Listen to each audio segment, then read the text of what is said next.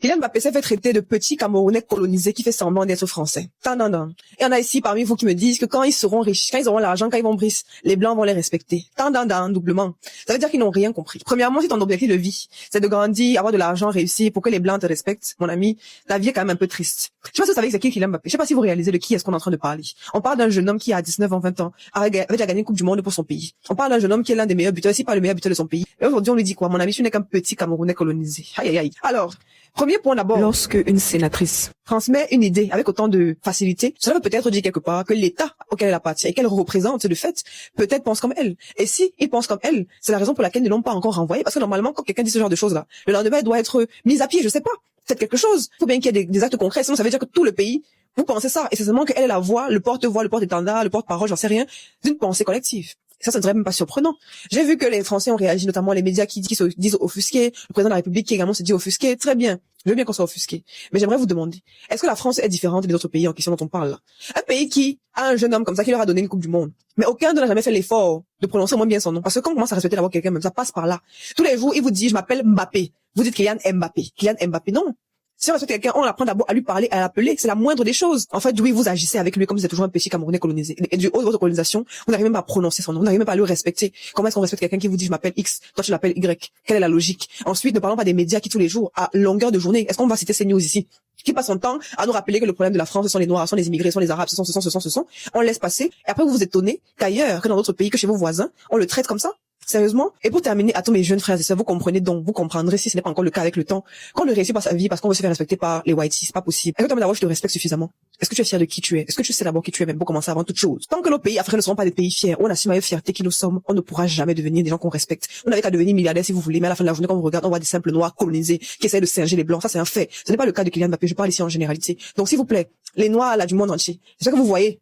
Que l'enfant du pays même, le gars même qu'on devrait soulever jusqu'au ciel, vous voyez comment il est traité à l'étranger. Regardez. Parce que simplement, il vient, malheureusement ou heureusement pour lui, d'un continent qui n'a pas encore su relever la tête. Les gars, levez la tête. Comment c'est déjà ici? Qu'est-ce qu'on dit? J'entends pas. Un Camerounais colonisé qui fait semblant d'être français, rancunier, nouveau, riche, arrogant et laid. À partir du moment où tu as prononcé le mot Camerounais, tu m'as aussi attaqué. À partir du moment où tu attaques Mbappé, tu m'attaques. Dans l'équipe de France là, s'il y a des gens que vous devez pas aller vous attaquer à eux, il y a Mbappé, Tchouaméni, Saliba. Si vous prononcez le nom, c'est que vous attaquez les Camerounais. Et vous m'avez attaqué parce que moi-même je suis Camerounais, Algérien. Tu attaques Mbappé, tu m'attaques. De un, tu dis un Camerounais colonisé qui fait semblant d'être français. Merci beaucoup. Le Paraguay a été colonisé par les Espagnols en 1537. Le Paraguay obtient finalement son indépendance de l'Espagne le 14 mai 1811. Elle a oublié son histoire, madame, tu aurais oublié ton histoire. Tu as été colonisé par l'Espagne, hein, madame. Donc, le gouvernement camerounais, s'il vous plaît, déposez une plainte en collaboration avec la France. On voit un peu ce que ça fait. Elle est malade. Oui, ça veut dire qu'elle ne nous respecte même pas, nous, avant même de manquer le respect à Mbappé. Elle manque d'abord le respect aux Camerounais. Je me sens visé. Parce que je suis également Camerounais, Algérien, né en France. Et nous sommes nombreux comme ça, là, les métis ou peu importe les Camerounais nés ailleurs. Mais on est fiers d'être Camerounais. Merci beaucoup. Donc, madame, on a lancé la vie de recherche. On soutient Mbappé. Ne pense pas. Oui, oui, même les Camerounais le soutiennent. Oui, oui. Ne vous attaquez jamais aux Camerounais. Qu'ils soient originaires seulement ou qu'il y ait ça une goutte de sang dans leur corps. On ne s'attaque pas aux Camerounais, madame. Oui, oui, surtout les temps si on est trop solidaires. Méfiez-vous. Méfiez-vous. La vie de recherche est lancée, madame. Et si possible, quand vous l'arrêtez, non, on l'amène au Cameroun. Elle va un peu voir quelque chose. Un peu seulement. Oui, oui, ramenez-la. Merci beaucoup. Les gars, ces histoires de dictateurs, elles sont parties trop loin. Tous les proches de Mbappé l'appellent Mobutu en référence au dictateur congolais. Ce surnom, il vient de ses coéquipiers français, mais maintenant, il est partout dans la vie privée de Kylian. Après, nous, en soi, on le voit sur Internet, c'est pas choquant. L'équipe de France aussi qui l'appelle comme ça, vas-y, on rigole. Et de là, à ce que des supporters paraguayens portent ce genre de t-shirt, les gars, c'est vraiment une dinguerie. En tout cas, Mobutu, Kiki, Mobs, les gars, appelez-le comme vous voulez. On espère qu'il sera chaud la saison prochaine. Pour continuer, les gars, selon Fabrizio Romano, José Mourinho est un très grand fan de Jude Bellingham et Jude Bellingham admire José Mourinho. Et les deux seraient même impatients de travailler ensemble. Vas-y, Jude, rentre tout de suite. Ça va nous régler tous nos problèmes. Déjà, pour l'équipe de France, tu nous fais peur et je pense que pour la finale de Coupe du Monde, ça serait mieux d'éviter l'Angleterre et en plus de ça pour le Real Madrid, ça va nous mettre bien, tu vas être dans une bonne prépa. Pour terminer les gars, des rumeurs d'Haaland au Real Madrid sont encore en train de faire surface. Selon Carlos Carpio, un transfert d'Haaland au Real Madrid en 2027 serait très probable. On est déjà au courant que depuis quelques années Haaland veut jouer au Real Madrid. Maintenant, est-ce que l'arrivée d'Haaland au Real Madrid est toujours faisable? On sait que s'il arrive, Mbappé devra forcément décaler sur le côté droit, il y aura plus le choix. Gonzalo Garcia et Hendrik, ils sont encore aussi en train de se battre dans la place dans l'axe. Et est-ce que ça ferait pas un peu trop si ces trois-là sont déjà présents? Dans tous les cas les gars, n'hésitez pas à me dire ce que vous pensez de tout ça en commentaire et comme d'hab n'oubliez pas de vous abonner pour m'envoyer de la force. Tu ne peux pas t'attaquer à monsieur Kylian Mbappé. Ça a pris des telles proportions que Macron est intervenu, que l'ONU est intervenue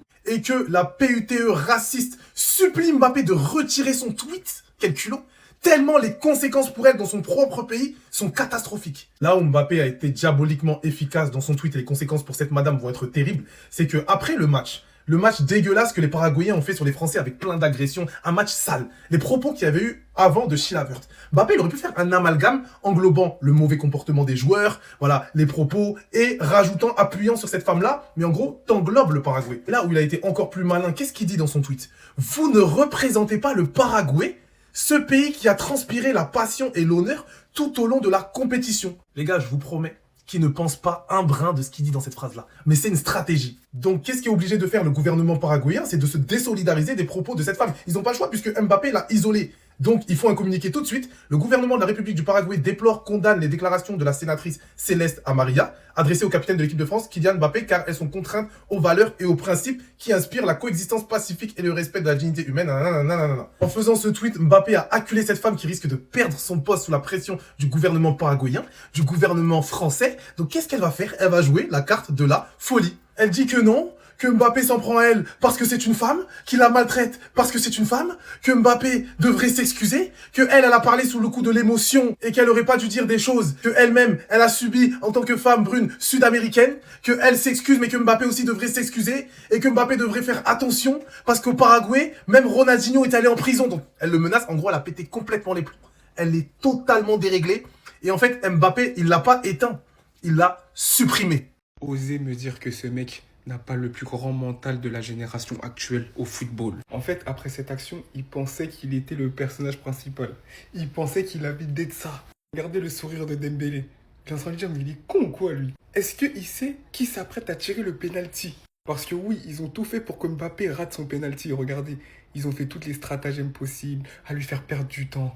Et au final, Mbappé a quand même tapé la célébration. Il a été ciblé pendant tout le match, des tacles, des tout ce que vous voulez. Parce que dans ce match-là, le mental dont a fait preuve Mbappé, c'est à montrer dans toutes les écoles de football. Parce que parfois, il faut avoir un mental à toute épreuve. Et là, il l'a eu. Il s'est fait balloter, tirer le maillot, pincer, on l'a insulté. Et ça se trouve même qu'il y a eu peut-être des débordements racistes. On ne sait pas, je ne vais pas inventer si j'ai pas de preuves. Mais ils ont tellement tout fait pour sortir de son match, ça ne m'étonnerait pas. Mais voilà comment Mbappé souriait. Le mental de Kylian Mbappé, c'est trop.